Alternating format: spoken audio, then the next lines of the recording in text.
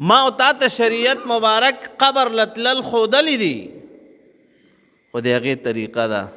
او بل دا جناب نبی کریم صلی الله علیه وسلم مبارک فرمایی كنت نهیتکم عن زیارت القبور فزوروها، زه اومه تاسو مې دا قبرونو نه منې کولی، خو فزوروها اوس ځئ ورته دپاره د څه چې تاسو ته آخرت یاد شي. او موږ چې لاړ شو نو موږ قبرونو کې څه کوو؟ څوک پکې تماشې کوي، څوک پکې رباپونه وایي، څوک پکې دوپړینې وایي. نه، قبر لتلل دا دپاره د دې چې تا ته آخرت را یاد شي. او چې ته پکې دا ناروا کوې د ولی الله ته به تکلیف نه وي. هندوستان کې یو بزرگ تیر شوی د شاه عبدالعزیز صاحب رحمه الله، زما شیخ او مرشد شهید اسلام حضرت مولانا محمد حسن جان شهید رحمت الله علیه دا واقعه بیانوله.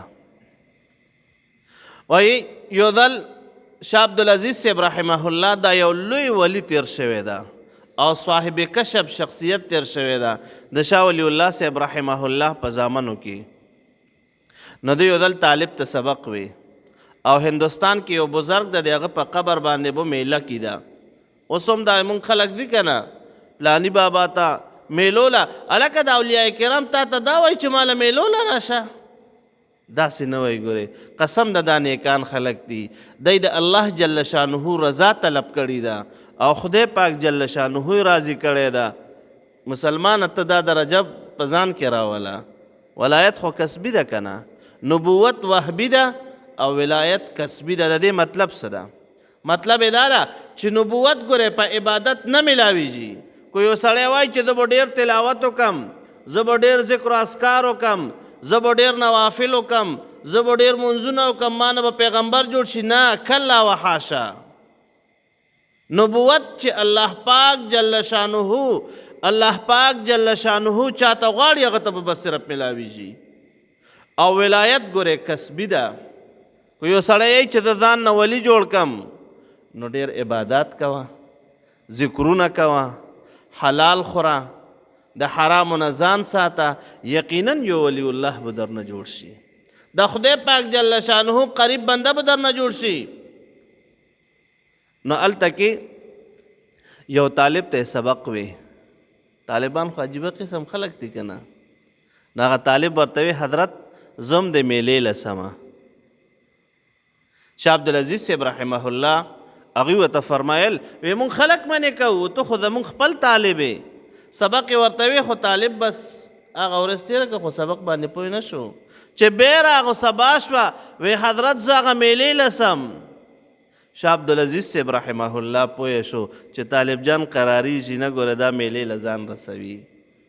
وی ښه بس پن یې راوویستو پن او یو چوټې راواغستو په هغې باندې لیکل وکل.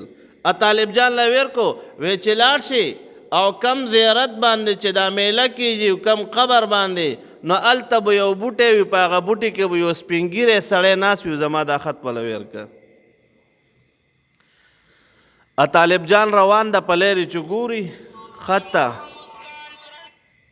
چې خط ته ګوري نو نه پوهېږي، هسې کرښې دي. نو چې هغه لاړو میله ترې نه ایره شوه چې ویې کتو بوټي کې یو سپین ږیری سړی ناست ده او د شاه عبدالعزیز صاحب رحمه الله دا خط یې وله ویر کو چې هغه وکتل نو هغه په خندا شو. بس هغه هم د جیب نه قلم راوویستو ورته بس هغه هم لیکل وکل وی لاړ شه دا استاد جي له اوسه.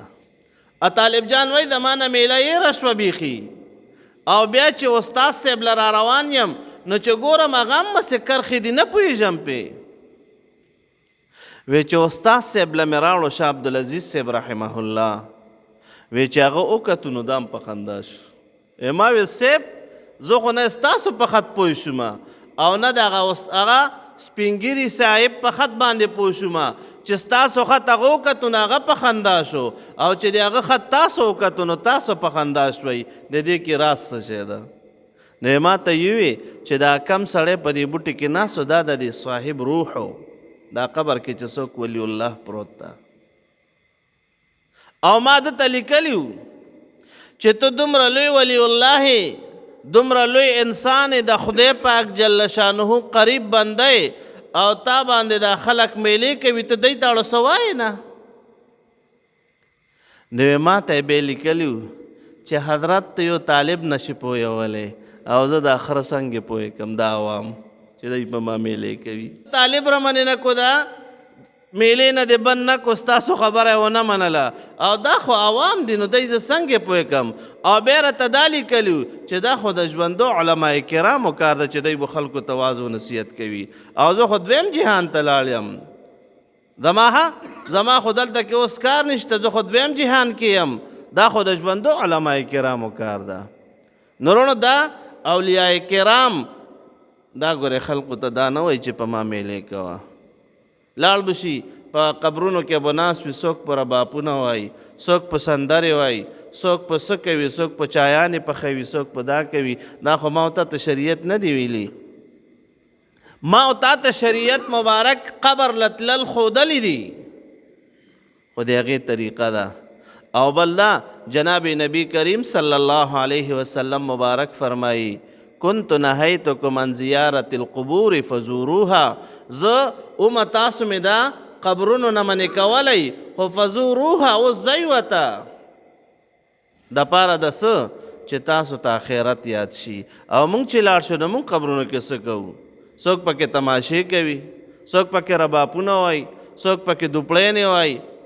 نه قبر لتلل دا دپاره د دې چې تا ته آخرت یاد شي او چې ته پکې دا ناروا کوې دی ولی الله ته به تکلیف نه وي ولې نه قسم ده ستا په دې بدو اعمالو په دې بدو کردارو چې هلته کې دوپړی و تماشې وای دې اولیاء کرامو ته تکلیف رسي ګورئ او دی پې خفه کېږي او ته خو وایې چې زه د دې احترام کوم احترام یې دا ده چې لاړ شي هلته درود تلاوت وکړه درود شریف ووایه ذکر وکړه او دلته نه ورته دعاګانې کوه نو لہذا خدای پاک جل شانه جناب نبی کریم صلی الله علیه وسلم مبارک ته فرمایي چې ته دوی ته او فرمایا چې زه ګوره د خدای پاک جل شانه نه علاوه بل چاته آواز کم داسې نشي کیدلی او هغه چاته چې هغه ګوره مال نه فرق رسولی شي او نه راله ګوره نقصان رسولی شي